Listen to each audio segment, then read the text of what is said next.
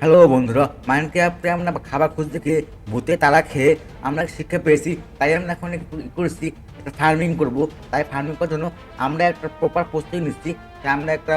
তাই আমরা পুকুরের পাশ দিয়ে একটু কিছু মাটি খনন করে সেখানে ফার্মিং করবো।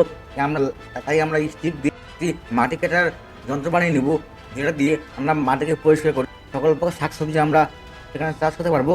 এবং আমরা দেখবো মাইনক্রাফটে আমরা সকল প্রকার শাকসবজি কিভাবে উৎপাদন করি। আমরা এই ক্রাফটার দিয়ে একটা মাটিতে সাজবো। আসার পরে আমরা সেখানে অনেক রকমের ইনগ্রিডিয়েন্ট, ফল, শাকসবজি লাগাবো। পরবর্তীতে সাহায্য করবে। তাই আমরা সকল প্রকার শাকসবজি এখানে লাগিয়ে দিচ্ছি এবং আমরা প্ল্যানিং করছি এরপরেও আমরা একটি আখের বাগান করব। এখান থেকে আমরা আখ চাষ করব।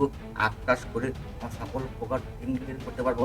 তো আমরা পাশে একটি আখ পাওয়ার জন্য একটি ফোন করে নিচ্ছি। এখানে আমরা আখ চাষ করতে পারি। আখ চাষ করার জন্য একটা প্রধান শর্ত হলো এর পাশে পানি থাকতে হবে। যদি পানি না থাকে আখ চাষ হয় না। জন্য আমরা এখানে আখের চারা বসিয়ে দেবো। তো আজকে আমরা খাবার জন্য একটু ছোট ফার্ম মেক করে ফেলেছি। পরে আমরা মাইনিংয়ে যাওয়ার জন্য কোন কোন প্রস্তুতি লাগে তা আমরা আপনাদের দেখিয়ে দিব। মাইনিং করার জন্য আমাদের কোন কোন ইনগ্রিডিয়েন্ট প্রয়োজন।